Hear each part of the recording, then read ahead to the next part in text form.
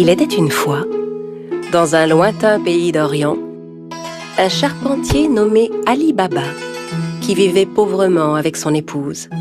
Ali Baba allait souvent dans la forêt avec son âne pour y couper du bois et le revendre en ville. Un jour qu'il était allé chercher du bois dans la forêt comme à l'ordinaire, il entendit un bruit de galop. C'était un groupe de cavaliers qui se dirigeait tout droit vers lui. Et les hommes n'avaient rien d'aimable. Ce sont certainement des voleurs. Je ferais mieux de me cacher. Ali Baba cacha son âne derrière les buissons et grimpa à un arbre. Les hommes arrivèrent et s'arrêtèrent juste sous l'arbre. Ali Baba les compta. Ils étaient 40 exactement.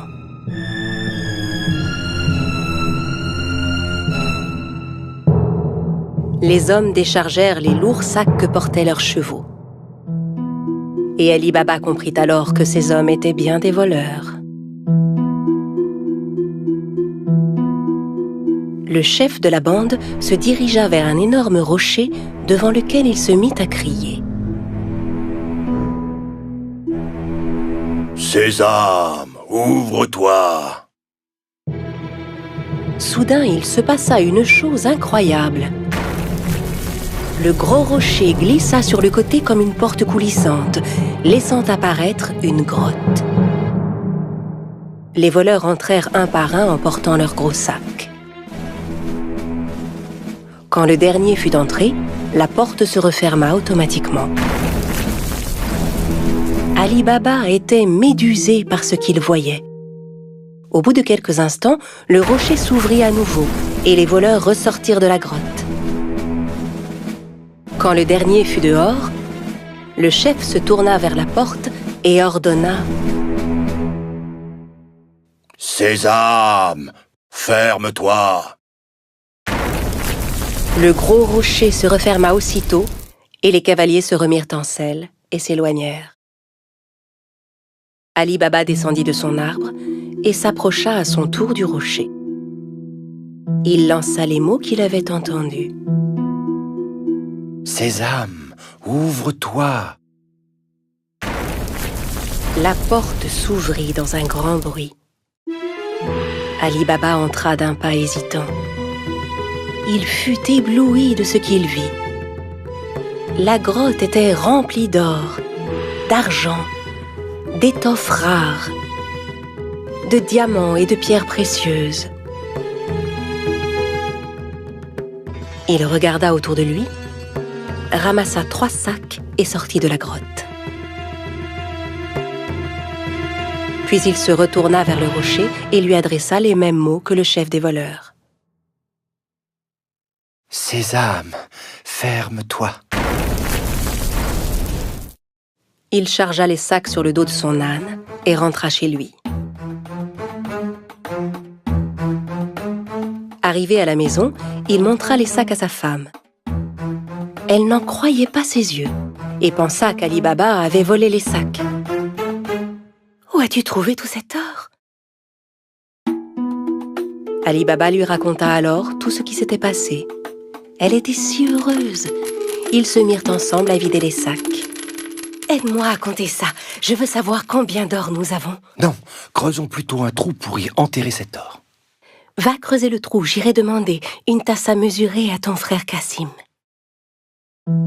Cassim, le frère d'Ali Baba, était un riche marchand, mais c'était un homme très cupide. Il n'avait jamais aidé Ali Baba, qui mit sa femme en garde. « Très bien, mais ne lui parle surtout pas de l'or. Personne ne doit savoir. » La femme se rendit chez Cassim pour lui emprunter une tasse à mesurer. Sachant qu'ils étaient très pauvres, Cassim lui demanda « Que veux-tu faire de cette tasse? Tu n'as pas d'argent à mesurer ?» La femme inventa alors un mensonge. Bien sûr, Cassim n'en crut pas un mot. Il mit discrètement un peu de miel sous la tasse avant de la confier à l'épouse d'Ali Baba. La femme rentra chez elle avec la tasse et commença à mesurer l'or. Puis quand ils eurent compté tout leur or, Ali Baba alla l'enterrer dans un grand trou. Quand tout l'or fut bien enterré, la femme d'Ali Baba rapporta la tasse chez son beau-frère. Elle n'avait pas remarqué que de l'or était resté collé sous la tasse. Quand Cassim reprit la tasse, il vérifia aussitôt dessous. En voyant que de l'or y était collé, il fut stupéfait.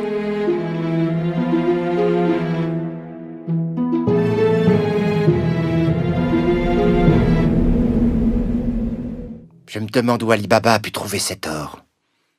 Cassim ne put pas dormir de la nuit.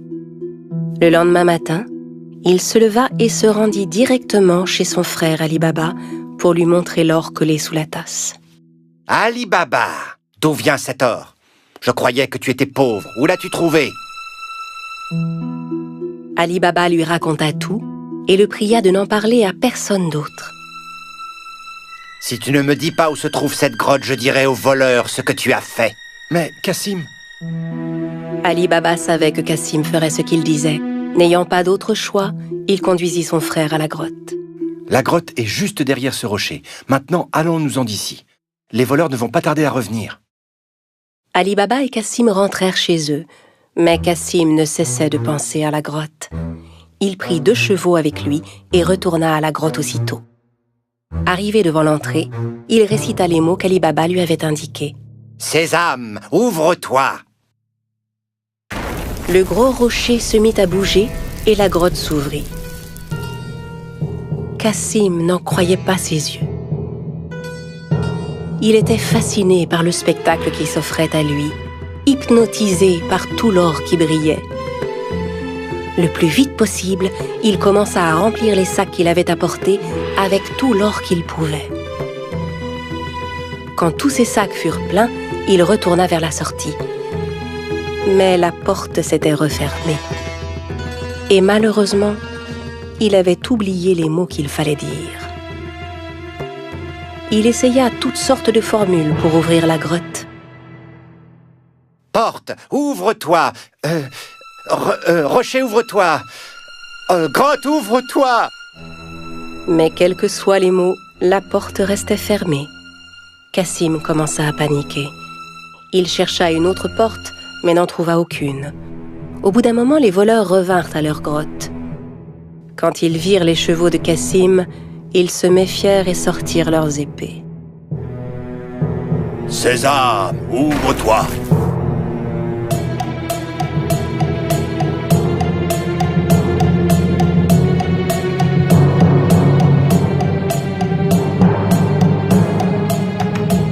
En entrant dans la grotte, les voleurs s'emparèrent de Cassim et le punirent sur le champ.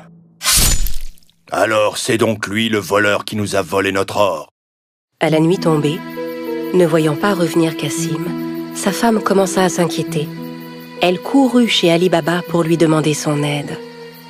Ali Baba aussi était inquiet pour son frère. Il retourna à la grotte et vit les 2 chevaux qui attendaient devant la porte. Il comprit alors que son frère était à l'intérieur et qu'il s'était fait tuer par les voleurs. Il retourna voir sa belle-sœur et lui raconta tout. Ensemble, ils décidèrent de n'en parler à personne. Au bout de quelque temps, Ali Baba et son épouse vinrent s'installer dans la maison de Cassim.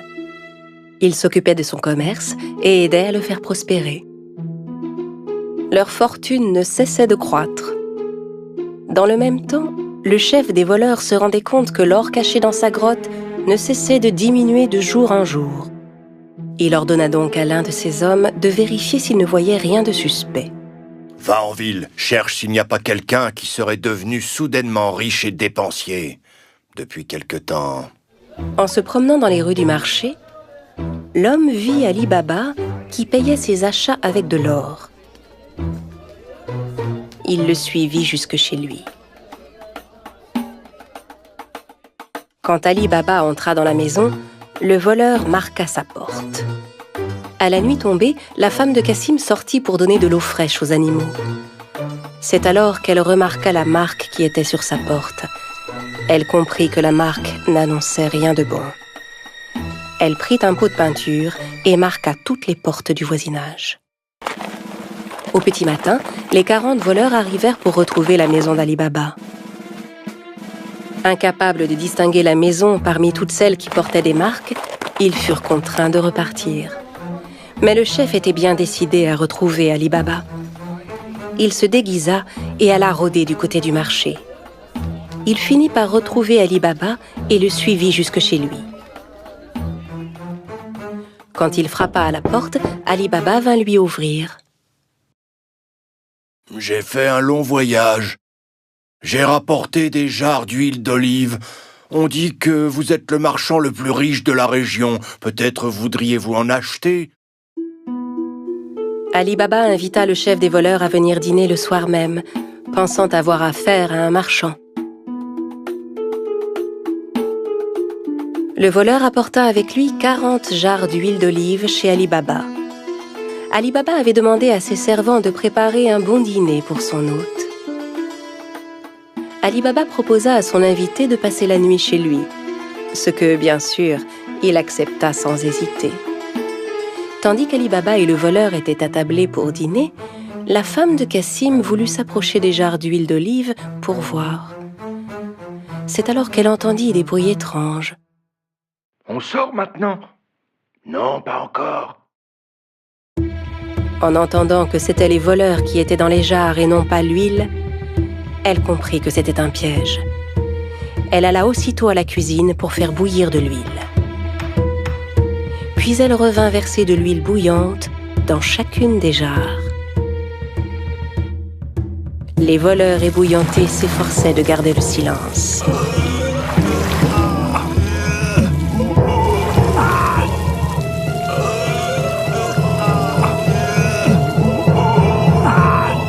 À minuit, quand tout le monde était endormi, le chef des voleurs alla vers les jarres. « Vous pouvez sortir maintenant. » N'ayant aucune réponse, il appela à nouveau. « Les gars, vous dormez ?» N'entendant à nouveau aucune réaction, il décida d'ouvrir les jarres et fut terrifié de ce qu'il vit. Terrorisé à l'idée de se faire attraper à son tour, il s'enfuit et ne revint jamais. Le lendemain matin, la femme de Cassim raconta à Ali Baba ce qui s'était passé. Cette fois, il savait qu'il n'aurait plus jamais à s'inquiéter des voleurs. À partir de ce jour, Ali Baba et sa famille menèrent une vie riche et heureuse.